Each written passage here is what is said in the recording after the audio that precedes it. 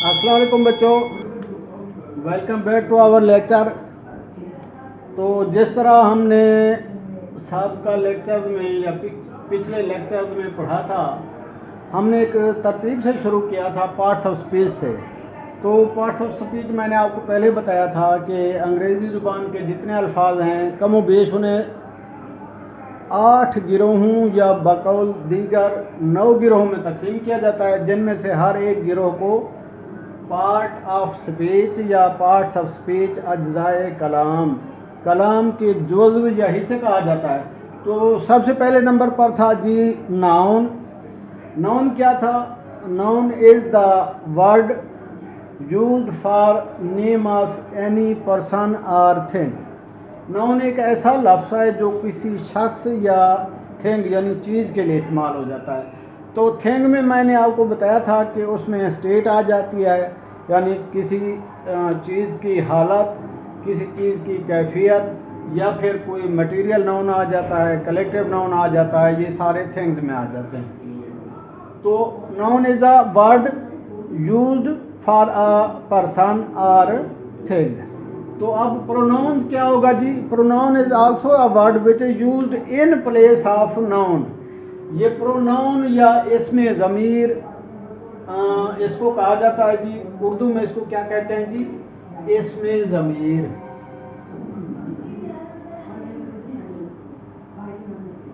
इसमें ज़मीर और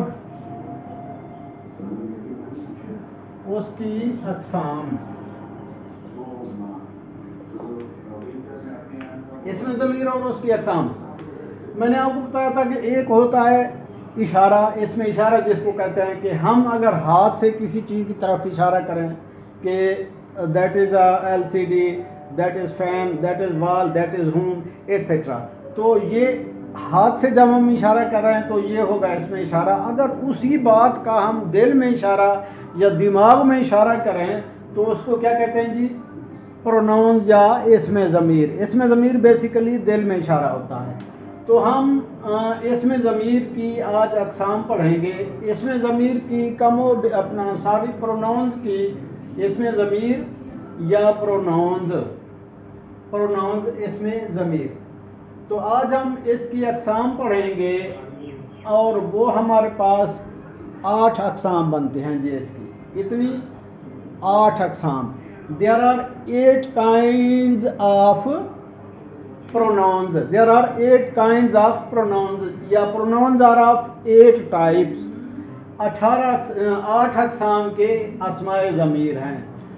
तो मैंने जिस तरह पहले बताया कि pronoun is a word used in place of noun. जो इसम की जगह लफ्ज़ इस्तेमाल हो उसको प्रोनाउन कहा जाता है। प्रो मीन इन फेवर या बिफोर, नाउन मीन नाउन यानी इन फेवर ऑफ नाउन। जो नाउन के हक में उसके फेवर में इस्तेमाल किया जाए उसको प्रोनाउंस कहते हैं जी। सबसे पहले आप देखा मैंने ये अक़साम लिख दी है तो आपकी आसानी के लिए। वैसे इसको ज़रूरी नहीं है कि इसी तरतीब से याद करें। असल बात होती है कि हम आप तक मफ़हूम पहुँचाएँ कि प्रोनाउंस हैं क्या। सबसे पहले लिखा है जी नंबर 1 पे पर्सनल प्रोनाउंस। इसको ज़मायर शख्सी भी कहा जाता है जी। ज़मायर शख्सी।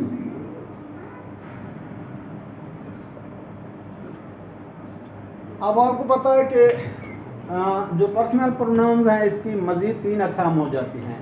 इसकी क्या 3 अक़साम?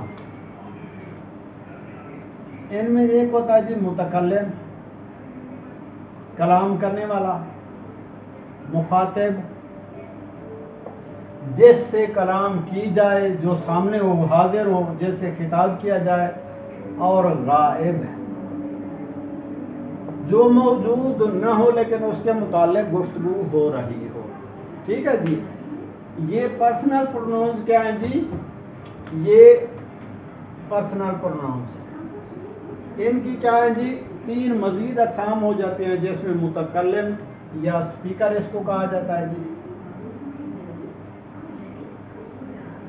या स्पीकिंग पर्सन इसको कहते हैं जी। मुखातिब स्पोकन टू, जिससे गुफ्तगू की जाए, जिससे गुफ्तगू की जाए। गायब स्पोकन अबाउट, जिसके मुतालिक बात की जाए, spoken about. Speaker, spoken to, spoken about. Speaker means the person who is speaking और टॉकिंग। वो शख्स जो गुफ्तगू कर रहा है वो क्या कहलाएगा जी, मुतकल्लिम या स्पीकर। और जिससे गुफ्तगू हो रही जो हमारे सामने, someone is present before us and we are talking to that person, that person is known as spoken to और मुखातिब। उसको क्या कहते हैं जी, मुखातिब या द पर्सन स्पोकन टू। ठीक है जी। गैब, the person which is not present before us but we are talking about him just in our mind. हम उसके अपने जहन में जो है ना उसके मुतालिक गुफ्तगू कर रहे हैं, उसको स्पोकन अबाउट भी कहा जाता है, जिसको गायब कहते हैं। तो अब इनकी जो है ना फिर अगर देखें, इससे पहले हमने केसेस पढ़े थे। केसेस मैंने आपको पहले बताया था कि वो कितने थे, 5। सबसे पहले कौन सा केस था, नॉमिनेटिव केस या सब्जेक्टिव केस, जिसको फाइली इसम की फाइली हालत। तो ज़ाहिर है जो केसेस नाउन के होंगे वही प्रोनाउन के होंगे। अच्छा जी, अब पर्सनल प्रोनाउंस है, ये 3 तरह के हैं। तो चार्ट में देखें, इसकी ये होगी एक नॉमिनेटिव कंडीशन, नॉमिनेटिव, ठीक है जी। दूसरी क्या होगी, एक्यूजेटिव या इसको मफूली हालत कहते हैं। और आगे वाली है जी पॉजिटिव, पॉजिटिव या इजाफी हालत, फाइली, मफूली, इजाफी। अच्छा जी, नॉमिनेटिव केस में आप देखें मुतकल्लिम जो होता है वो कौन सा होता है, आई वी, ये नॉमिनेटिव केस होगा। इसकी एक्यूजेटिव फॉर्म या इसका केस कौन सा होगा, वो होगा जी मफूली हालत। इसकी मफूली हालत इसकी है जी मी या अस, आई की मी और वी की अस। इजाफी हालत कौन कौन सी होगी, ये माई और माइन होगी जी, और इसके अलावा आवर या आवर्ज होगी। ये दो क्यों लिखी है, माई जो है ना ये एडजेक्टिव के तौर पर इस्तेमाल होती है, ये माइन जो है ना ये इसमें ज़मीर के तौर पर इस्तेमाल होती है। इन दोनों का मानी मफहूम मेरा है और इन दोनों का मानी हमारा है, आवर या आवर्ज। तो ये आवर एडजेक्टिव के तौर पर इस्तेमाल होता है, ये प्रोनाउन के तौर पर इस्तेमाल होता है। तो ये हैं जी प्रोनाउन की क्या केसेस, किसके, पर्सनल प्रोनाउन के केसेस। आई भी, इसके आप कई कुछ भी एग्जांपल दे सकते हैं। इनके एग्जांपल क्या ले सकते हैं आप, कुछ भी ले सकते हैं। जैसे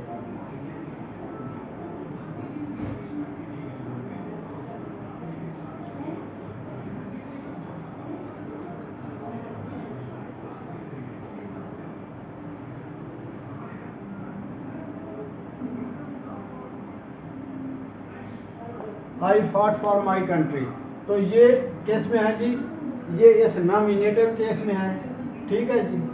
फाइट फॉर, ये फॉट फॉर जो है ना ये वर्ब है जी, और ये माई जो है ना ये है हमारी कौन सी हालत जी, ये पॉजिटिव हालत। कंट्री, कंट्री आप देखें कंट्री नाउन है, इसको कॉमन नाउन या इसमें नकरा भी कहा जाता है। नाउन से पहले जो भी आता है वो क्या होता है जी, एडजेक्टिव होता है।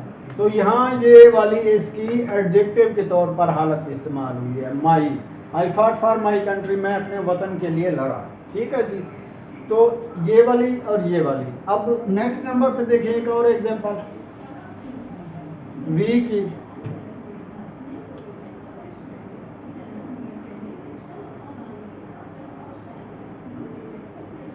वी रेस्पेक्ट आवर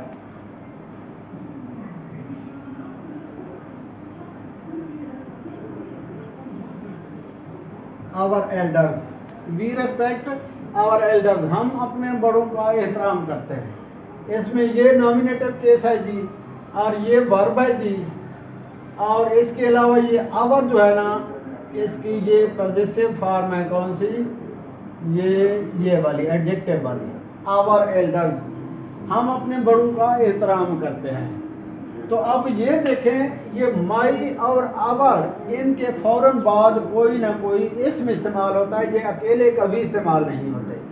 जब इनको अकेला हम इस्तेमाल करेंगे तब देखेंगे। अच्छा जी, इसी तरह मी और अस, ये देखें, ये मफूल के तौर पर इस्तेमाल होंगे। ये किसके तौर पर इस्तेमाल होंगे, मफूल के तौर पर।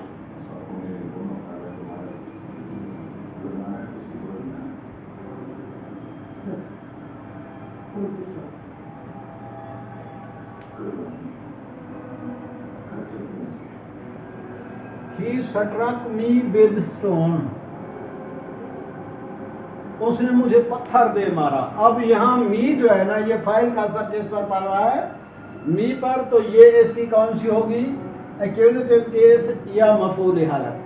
He struck me with stone, उसने मुझे पत्थर से मारा। अच्छा जी, इसी तरह अगर अस को हम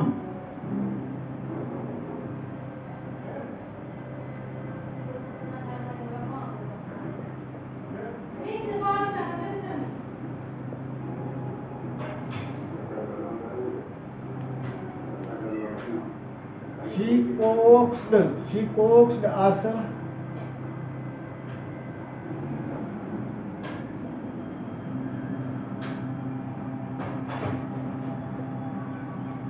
into believing her story। आप देखें जी, ये कोक्स का क्या मतलब होता है, धोखा देना, धोखा देना। She coaxed us into believing her story, उसने हमें धोखे से अपनी कहानी पर यकीन करने का, यानी धोखा दिया। उसने हमें झूठ मूठ की कहानी सुनाकर हमें धोखा दिया, या अपनी कहानी पर यकीन दहानी कराने के लिए उसने हमें धोखा दिया। She coaxed us into believing her story, अपनी कहानी पर यकीन को पुख्ता करने के लिए उसने हमें धोखा दिया। तो यहाँ पे ये कौन सी हालत हो गई जी, इसकी ये वाली जो है ना, एक्यूजेटिव केस। तो अब जो है ना, एक केस हमारे पास जो बच गया है वो है इसका दूसरा, ये वाला पॉजिटिव केस, माइन वाला और आवर्स वाला। ठीक है जी। अच्छा जी,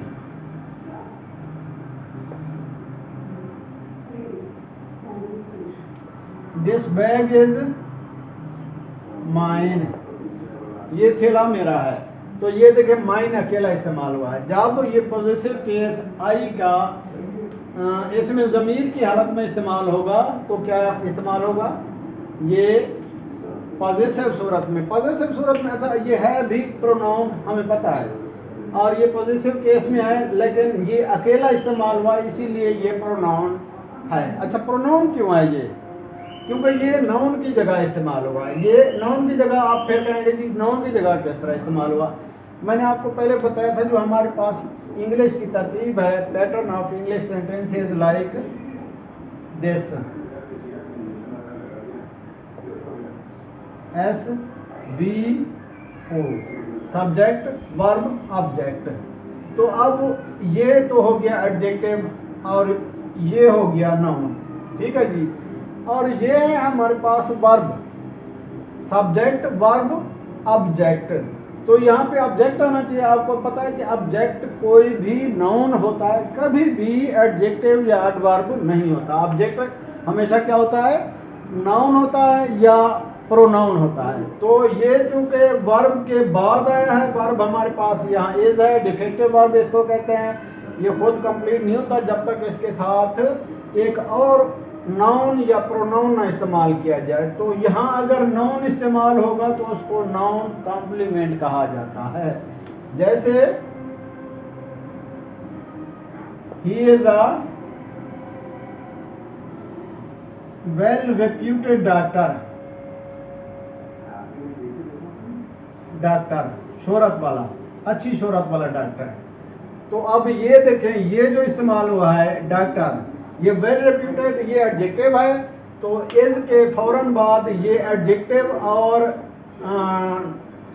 नाउन का कॉम्बिनेशन इस्तेमाल हुआ। इसको नाउन इक्विवेलेंस भी कहा जाता है या नाउन कॉम्प्लीमेंट भी इसको कहते हैं। ये डॉक्टर जो है ना, ये क्या है, नाउन कॉम्प्लीमेंट है। और ये सारा वेल रिप्यूटेड डॉक्टर, ये पूरा एक फ्रेज है, एक ग्रुप ऑफ वर्ड है which acts as a symbol part of speech is called phrase. तो ये पूरा फ्रेज नाउन इक्विवेलेंट से इसको कहते हैं, या किसके, इसम के हम पल्ला अल्फाज का मजमूआ।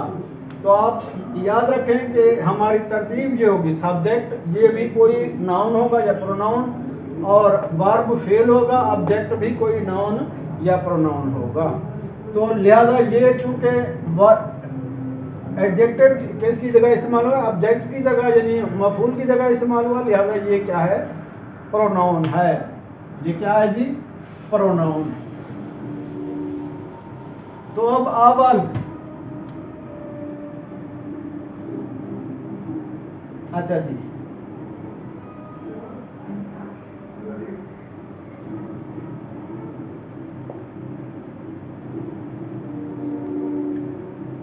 अच्छा जी, return our book to us, हमारी किताबें हमें लौटा दो। तो यहाँ आवर एडजेक्टिव के तौर पर इस्तेमाल हुआ है, ये है प्रोनाउन लेकिन एडजेक्टिव के तौर पर इस्तेमाल हुआ है। आवर्स क्या होगा जी, अच्छा,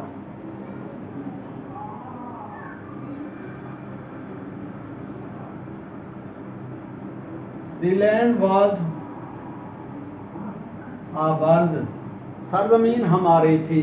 तो यहाँ आवाज ये क्या है जी, ऑब्जेक्टिव के तौर पर इस्तेमाल हुआ है, मफूल के तौर पर, और ये प्रोनाउन है, ये उसकी है भी पॉजिटिव केस, लेकिन एडजेक्टिव वाली नहीं, ये प्रोनाउन वाली है। और ये द लैंड वाज आवर्स ये अकेला इस्तेमाल होता है, जो एस या ई एस वाली होंगी वो अकेली ही इस्तेमाल होंगी। ठीक है जी, ये तो हो गया मुतकल्लिम के,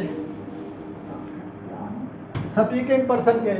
अब आ जाएं जी spoken person. Spoken person, spoken about, वो क्या है जी, वो अकेला है, यू, और इसकी जो मफूली हालत है वो भी यू ही है, और इसके अलावा इसकी जो इजाफी हालत है वो यूर या योर्स। ठीक है जी, यूर या योर्स। अच्छा जी, इसको किस तरह देखें, इसको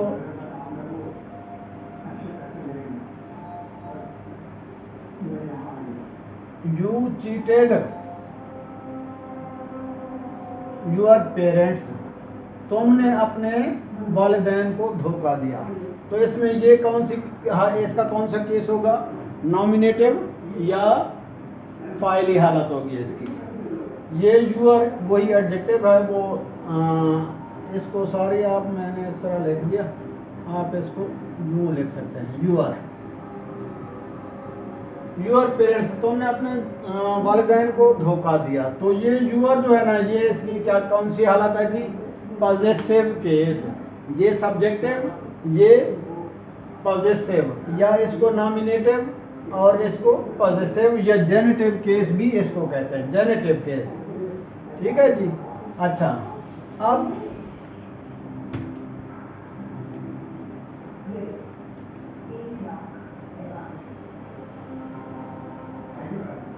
your English book is tough, आपकी अंग्रेजी किताब बहुत मुश्किल है। तो यहाँ पे यूर जो है ना, ये कौन सा है जी, ये इसमें ज़मीर है, प्रोनाउन है, और ये वर्ड अपना नाउन से पहले है। नाउन से पहले अक्सर एडजेक्टिव आते हैं, तो एडजेक्टिव के तौर पर ये प्रोनाउन एडजेक्टिव के तौर पर यूज़ हो रहा है, यूर। ठीक है जी, यूर इंग्लिश, यानी ये उसकी इजाफी हालत है, या उसको मलकियती हालत भी कहते हैं। अब यू,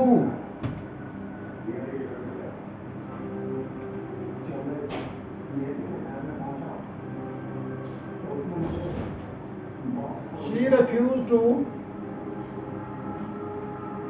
meet you, तो यहाँ यू की हालत देखें, ये सब्जेक्टिव और ऑब्जेक्टिव एक ही हालत है, ये सब्जेक्टिव है, यह नॉमिनेटिव केस है, और ये एक्यूजेटिव केस है, और इसको सब्जेक्टिव या ऑब्जेक्टिव केस भी कहते हैं। इन दोनों की हालत एक ही है। पहले यू वाली इस्तेमाल की थी, यूआर वाली वो बनी थी। अब she refuse to meet you, उसने आपसे मिलने से इनकार कर दिया, तो ये ऑब्जेक्टिव केस है जी इसका।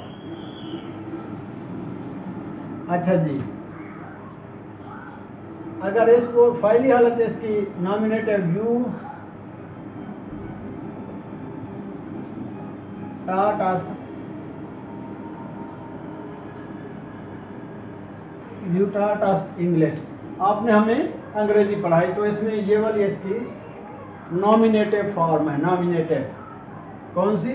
नॉमिनेटिव। इसी तरह यूर की मैंने बताई थी, your parcel is ready,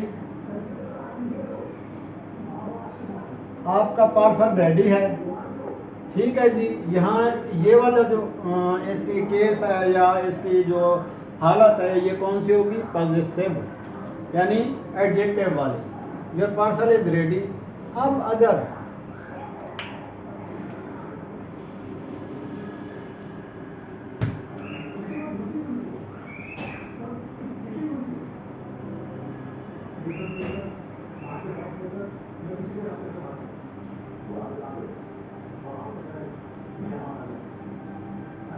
amount is yours, that huge amount is yours, that huge amount is yours, यहाँ पे ये प्रोनाउन के तौर पर इस्तेमाल हुआ, क्योंकि इस के बाद ऑब्जेक्टिव को आना चाहिए। ऑब्जेक्टिव की जगह क्या है? ये अमूमन ऑब्जेक्टिव नाउन होता है, तो नाउन की अगर जगह ना हो तो वहाँ प्रोनाउन इस्तेमाल होता है, लिहाजा ये उसकी योर्स है।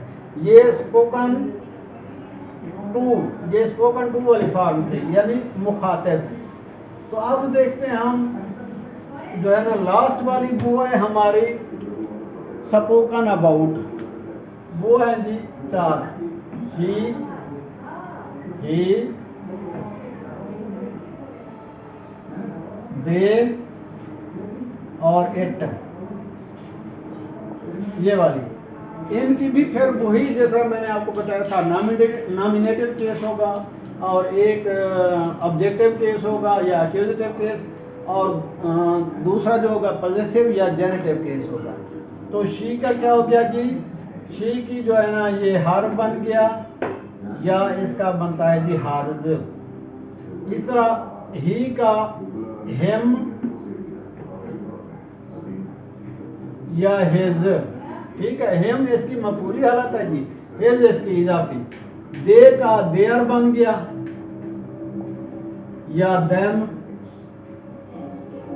और इट का वैसे इट ही रहता है, इट का इट या बाज दफा इट्स, इट का इट या बाज दफा इट्स। अब हम देखते हैं कि ये किस तरह इस्तेमाल होते हैं, कैसे इस्तेमाल होते हैं। एग्जाम्पल समझाने का मकसद ये है बच्चों के आपको अच्छी तरह समझ आ जाए कि ये किस तरह इस्तेमाल होते हैं, कैसे इस्तेमाल होते हैं।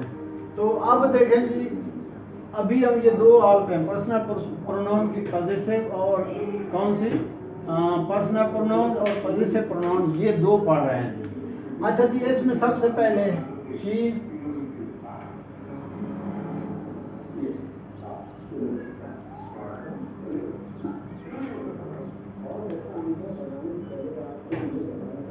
she bought a book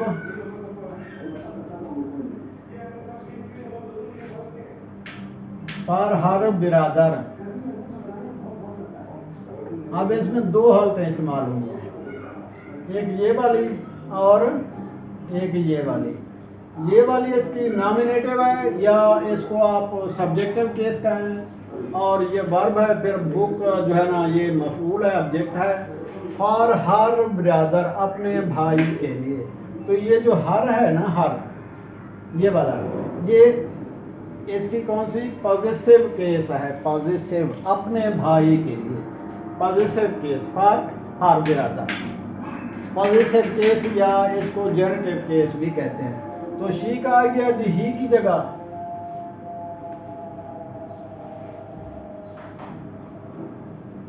he wrote a letter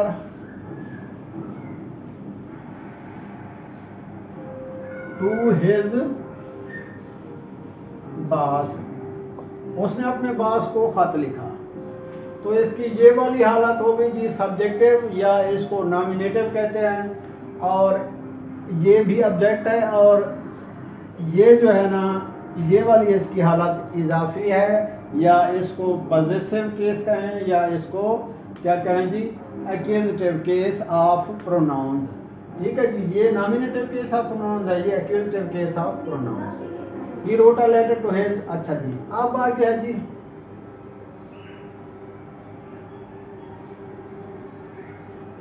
they performed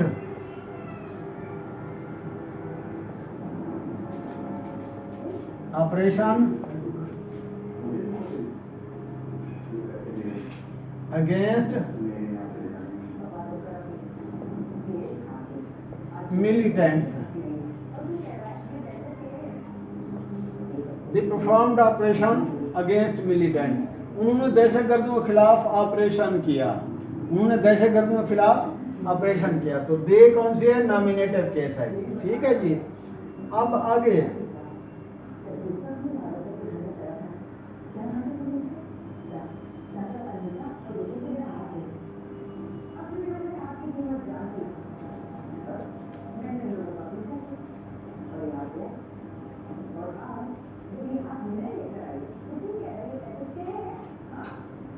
there analysis was wrong, उनका तज्जिया गलत था। तो देयर कौन सी हालत है जी, ये पॉजिटिव केस है, यहाँ पे नॉमिनेटिव केस या सब्जेक्टिव केस, और ये जो है ना जी कौन सा पॉजिटिव या जेनेटिव केस। अच्छा,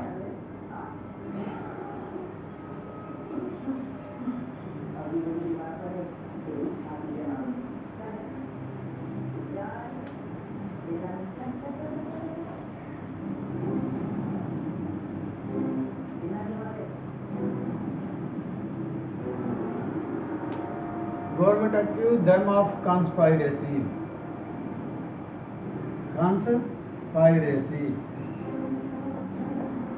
government accused them of conspiracy, government ने उन पर साजिश का इल्जाम लगाया। तो यहाँ जो है ना them जो है ना जी, ये them ये कौन सी हालत है इसकी, ऑब्जेक्टिव केस या मफूली हालत। तो ये तो आ गए जी आपके ये 1-2 नंबर पे लिखे हुए पर्सनल प्रोनाउंस और उनकी पॉजिटिव या जेनेटिव केसेस या जेनेटिव हालत। ठीक है जी, पॉजिटिव या जेनेटिव केसेस।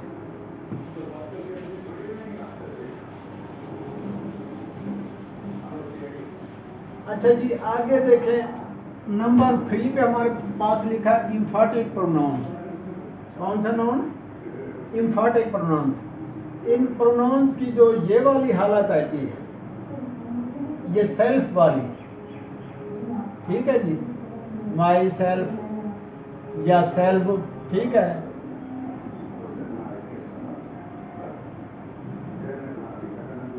देम सेल्फ या देम सेल्व्स, ये जो सेल्व्स वाली हालत है, self SE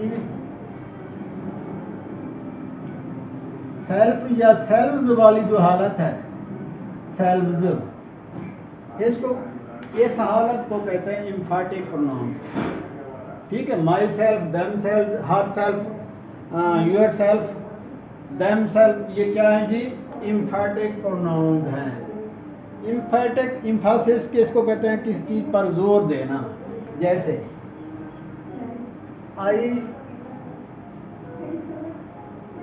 bought this book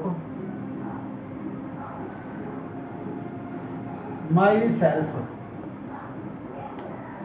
ये किताब मैंने खुद खरीदी, ये किताब मैंने खुद खरीदी।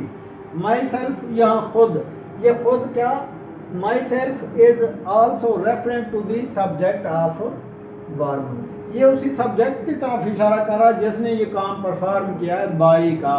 खरीदने का काम जिसने परफॉर्म किया है उसकी तरफ अगर कोई प्रोनाउन इशारा करे तो वो क्या होगा, उसकी इम्फेटिक प्रोनाउन होगा। वो कौन सा होगा, इम्फेटिक।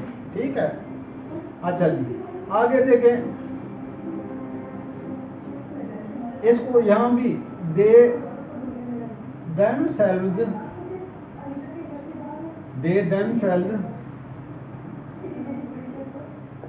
denied the situation। अब देखिए जी, themselves इसके साथ है, तो इसका मतलब ये है कि या तो इस इम्फेटिक केस को एंड पे इस्तेमाल कर सकते हैं, या फिर जिस पर ये दबाव डाल रहा है या ताकीद जाहिर कर रहा है उसके साथ इस्तेमाल करते हैं। एक ये वाली, एक ये वाली। तो ये इनकी सेल्फ वाली जो भी हालत होगी वो कौन सी होगी जी, ये इम्फेटिक प्रोनाउंस होंगे, और इनकी जो सिचुएशन या केस होगा वो इम्फेटिक केस होगा। ठीक है जी। दे themselves डिनाइड द सिचुएशन, उन्होंने खुद सूरत हाल का इनकार किया। I bought this book my self, ये किताब मैंने खुद खरीदी। यहाँ माई सेल्फ एंड पे, यहाँ themselves दे के साथ ही लगा है। इसकी दो ही सूरतें, या तो एंड पे इस्तेमाल होगा या फिर आखिर में इस्तेमाल होगा, या फिर उस नाउन, उस प्रोनाउन के साथ ही इस्तेमाल होगा जिसकी वो ताकीद कर रहा है, जिस पर वो असरअंदाज हो रहा है, इम्फेटिक, जिसको मुअस्सिर कर रहा है। तो ये सेल्फ वाली हालत जो होगी ये इम्फेटिक होगी। अच्छा जी, अगर ये तो होगी दबाव, यानी उसकी कौन सी डालने वाली, यानी उसका असर जाहिर करने वाली। दूसरी ये होती है कि रिफ्लेक्सिव प्रोनाउन होते हैं, खुद फेल का असर उस, यानी उसी फाइल पर पड़ रहा होता है। अब उसकी मिसाल मैं आपको बताता हूं।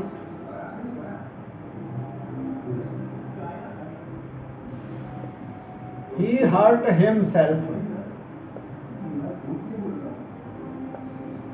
तो हर्ट का असर वहां पे, बाट का असर हुआ था बुक पर, वहां पे डायरेक्ट हर्ट का असर उसके ऊपर नहीं हुआ था। वो क्या क्या उसने क्या था कि आई बाट,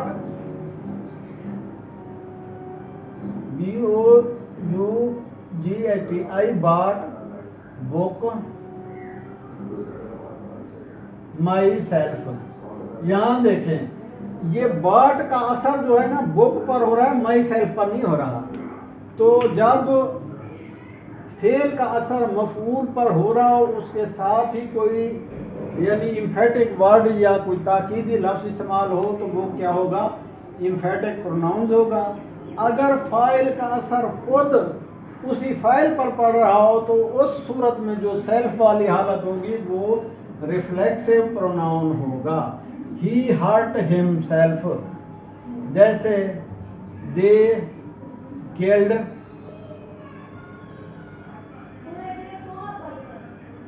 themselves, उन्होंने खुद को कत्ल कर दिया। ठीक है। तो यहाँ पे फाइल का असर जो है ना, फेल का असर सारी हर्ट का या किल का खुद फाइल पर हो रहा है। जब किसी प्रोनाउन का असर खुद उसके ऊपर यानी फाइल पर हो रहा हो, तो उस सूरत में वो प्रोनाउन कौन सा होगा, रिफ्लेक्सिव प्रोनाउन होगा। They killed themselves, he hurt himself, उसने खुद को जख्मी किया, खुद को नुकसान पहुंचाया, उन्होंने खुद को कत्ल कर दिया। तो ये वाली जो सेल्फ वाली हालत है ये कौन सी है, रिफ्लेक्सिव प्रोनाउंस वाली।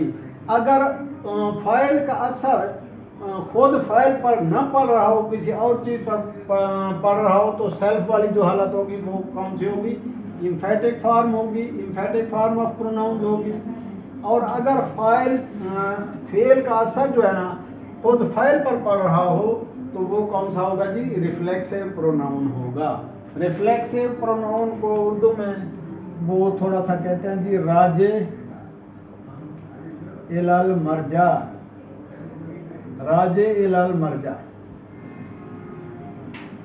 आओ जी, ये लो, ये कौन सी रिफ्लेक्सिव प्रोनाउन, इसीलिए कहते हैं जी उर्दू जबान तो बड़ी मीठी है, लेकिन इसमें बाज़ अल्फाज ऐसे आते हैं बेचारे जिनका कोई उर्दू में तर्जमा भी नहीं होता। ठीक है जी। अब देखें, अब हमारे पास डेमोन्स्ट्रेटिव प्रोनाउंस आ गए हैं जी। ये तादाद में टोटल है जी this, these, that, those, such और एज। ये ऑलमोस्ट 6 ही है। जैसे this is a book, these womens are going to college, ये खवातीन कॉलेज जा रही हैं। अच्छा जी, दैट इज अ टेबल, वो टेबल है। इस तरह ये इंतहाई आसान है, यानी अस्माए इशारा इनको कहा जाता है। डेमोन्स्ट्रेटिव प्रोनाउन अस्माए इशारा। दिस बुक इज या she did, such, as,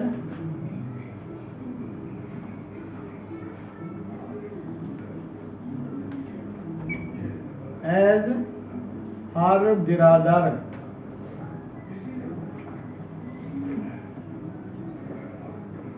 did, she did such as her brother did. उसने वैसा किया जैसे उसके भाई ने किया। तो यहाँ ये और ये दोनों क्या है, यहाँ पे ये इसमें रिलेटिव प्रोनाउन के तौर पर इस्तेमाल हो रहा है। इस सूरत में ये रिलेटिव प्रोनाउन के तौर पर इस्तेमाल हो रहा है, ये वाला।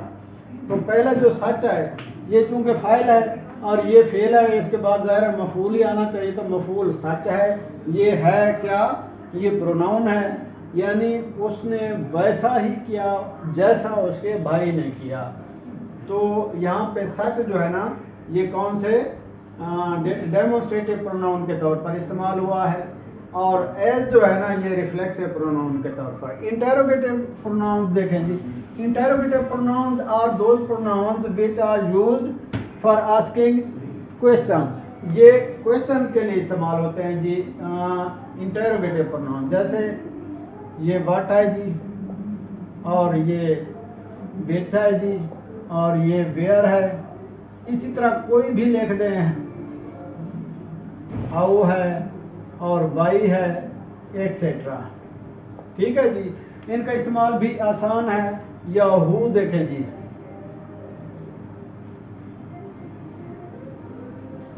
हु डिड दिस, ये किसने किया। तो ये तो वर्ब हो गया। अब ये सब्जेक्ट की जगह, ज़ाहिर है सब्जेक्ट की जगह कोई नाउन ही आ सकता है या प्रोनाउन आ सकता है। तो ये प्रोनाउन है जी, और ये पूछने के मानों में सुना, हु डिड दिस, ये किसने किया। ठीक है जी। तो अब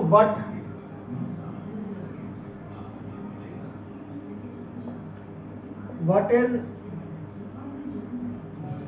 your next aim, what is your next aim, आपका अगला हदफ या एम कौन सा है। तो ये वर्ब है, वर्ब से पहले व्हाट आया है, तो इसका मतलब ये सब्जेक्ट की जगह इस्तेमाल हुआ है। सब्जेक्ट की जगह हमेशा इसम ही इस्तेमाल होता है। इसम के इस्तेमाल की जगह कौन सी हैं, या तो वो सब्जेक्ट के तौर पर इस्तेमाल होगा नॉमिनेटिव केस में, या ऑब्जेक्टिव के तौर पर एक्यूजेटिव केस में, या फिर प्रीपोजिशन का ऑब्जेक्ट यानी प्रीपोजिशन के बाद इस्तेमाल होगा। ये 3 सूरतें हैं इसम की। तो ये इन तीनों सूरतों में सिर्फ और सिर्फ इसम ही इस्तेमाल हो सकता है और कोई इस्तेमाल नहीं हो सकता। लिहाजा इससे पहले ज़ाहिर है ये वर्ब है, तो वर्ब से पहले नॉमिनेटिव केस में व्हाट आया है, तो व्हाट या हु। ये डेड भी वर्ब है, तो ये नॉमिनेटिव केस के तौर पर इस्तेमाल हुआ है। इस तरह आप किसी भी नाउन्स को इस्तेमाल कर सकते हैं उसकी जगह।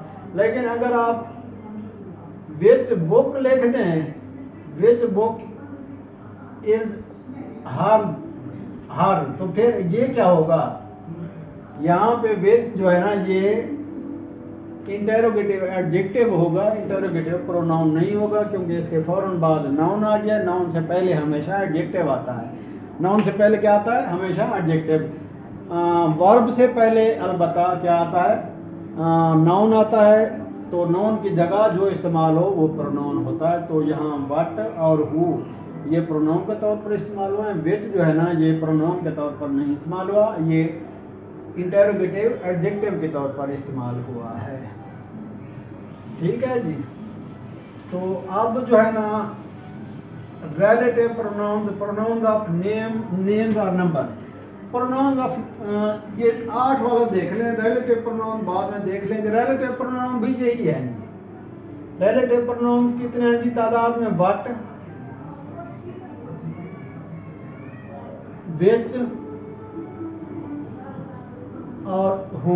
What, which, who, that. और एज भी बाज़ दफ़ा इस्तेमाल होता है और बाज़ दफ़ा बट भी इस्तेमाल करते हैं। As but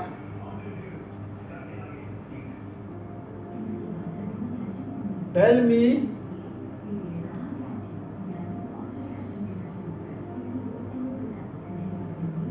what you said. अब देखें जी, टेल ये वर्ब है, वर्ब के फौरन बाद क्या आ गया जी, ऑब्जेक्ट। तो ऑब्जेक्ट के फौरन बाद आता है टेल मी। टेल मी मुझे बताओ क्या, व्हाट यू सेड जो तुमने कहा। यू सेड और टेल मी ये दोनों क्या है, दो अलग अलग क्लासेज हैं। Short sentence in a big sentence is a called clause. बड़े फिक्रे के अंदर छोटा फिक्रा क्या कहलाता है, क्लाज कहलाता है।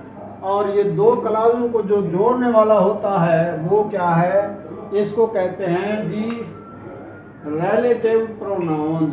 रिलेट करने वाला। रिलेट क्या होता है, रिलेशन, रिलेटिव, रिश्तेदार। तो ये दो क्लासेस का या दो वर्ड्स का या दो फ्रेजेस का जो आपस में जोड़ या रब्त मुरतब करता है वो क्या होता है, कौन सा प्रोनाउन होता है जी, वो वाला प्रोनाउन होता है रिलेटिव प्रोनाउन। तो ये व्हाट जो होता है इसको कंपाउंड प्रोनाउन भी कहा जाता है। ये रिलेटिव के तौर पर भी इस्तेमाल होता है और ये इसके अलावा एडजेक्टिव के तौर पर भी इस्तेमाल होता है। तो अब देखें ये हु और दैट ये किसके लिए इस्तेमाल होते हैं। हु इस्तेमाल होता है जी, ये हु ये फाइल के तौर पर इस्तेमाल होता है, या जो है ना यूँ समझ लो इसको फाइली हालत के तौर पर, या यूँ समझ लो कि ये लिविंग थिंग्स के लिए इस्तेमाल होता है। दैट जो होता है दैट ये लिविंग और नॉन लिविंग दोनों के लिए, लिविंग नॉन लिविंग दोनों के लिए इस्तेमाल होता है, नॉन लिविंग। अच्छा जी, और इसके अलावा विच जो है ना, विच ये नॉन लिविंग के लिए इस्तेमाल होता है। Non living, non living, non living things के लिए इस्तेमाल होता है जी।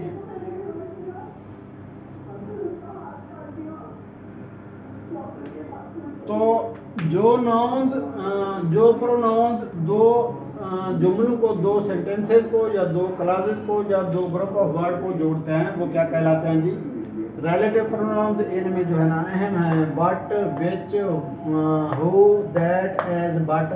तो बट कंपाउंड, इसको कंपाउंड नाउन भी आप कह सकते हैं जी। रिलेटिव के तौर पर भी इस्तेमाल होता है और प्रोनाउन के तौर पर भी इस्तेमाल हो सकता है जी। जिस तरह टेल मी बट, इसकी एक निशानी है, इसकी जगह but and tell me that, ये दैट विच दोनों में इसकी जगह tell me that which you said, वो चीज मुझे बताओ जो तुमने कही। तो अगर इस प्रोनाउन को आप एंड दैट या एंड विच के तौर पर इस्तेमाल कर सकें, इसकी जगह रिप्लेस कर सकें, तो वो कौन सा होगा, कंपाउंड होगा, कंपाउंड प्रोनाउन होगा। कंपाउंड रिलेटिव प्रोनाउन भी उसको कहा जाता है। तो विच जो है ना ये चीज़ों के लिए इस्तेमाल होता है। हु जो है ना लिविंग थिंग्स के लिए इस्तेमाल होता है, ख़ास तौर पर अफराद के लिए, यानी पर्सनल प्रोनाउन के तौर पर इस्तेमाल होता है। दैट अफराद और यानी लिविंग और नॉन लिविंग थिंग दोनों के लिए इस्तेमाल होता है। एज और बट भी ऐसे ही इस्तेमाल होते हैं, लेकिन बट अक्सर नेगेटिव के साथ इस्तेमाल होता है। इसकी काफ़ी सारी एग्जांपल जब आप बुक में पढ़ेंगे तो आपको पता चल जाएगा। तो आखिर में है जी प्रोनाउंस ऑफ नंबर और अमाउंट्स। प्रोनाउंस ऑफ नंबर और amounts, these are those pronouns which indicate amount or quantity, which indicate amount or quantity।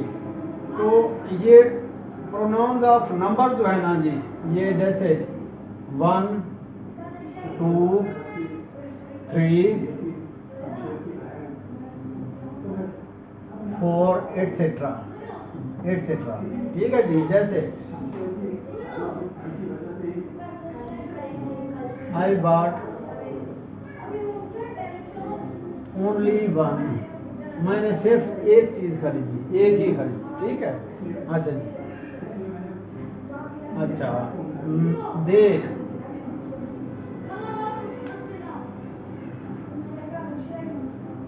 दे काट फोर, उन्होंने 4 पकड़े।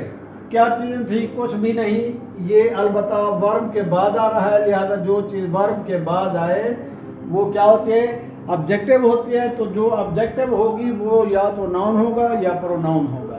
ठीक है, तो नंबर के तौर पर आई बॉट ओनली वन, दे काट फोर, उन्होंने 4 पकड़े। क्या लिया? या दे काट फोर बुक्स भी आप कह सकते हैं, 4 किताबें उन्होंने पकड़ी। तो जो नंबर होंगे वो कौन से होंगे? Pronouns of number. आगे है प्रोनाउंस ऑफ अमाउंट या इनडेफिनेट। इनमें समबॉडी है, समथिंग है, फ्यू है। ये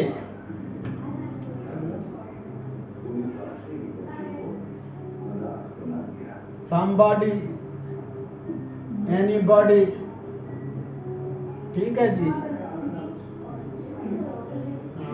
सॉरी, फ्यू, ठीक है, many,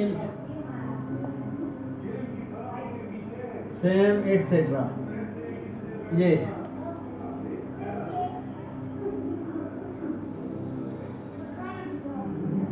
somebody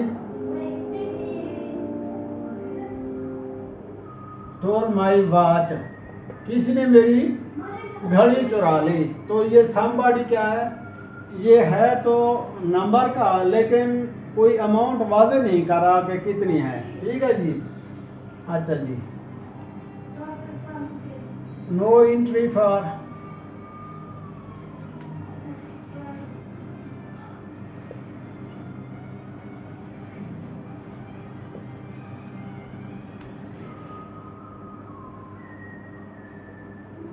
no entry for anybody, किसी भी शख्स के लिए नो एंट्री। तो यहाँ एनीबॉडी भी क्या है? प्रीपोजिशन के बाद है, लिहाजा ये प्रोनाउन है, ये नाउन की जगह इस्तेमाल हो रहा है। नो एंट्री फॉर एनीबॉडी या नो एंट्री फॉर नन, यानी किसी के लिए भी कोई एंट्री नहीं। तो यहाँ पे जो है ना,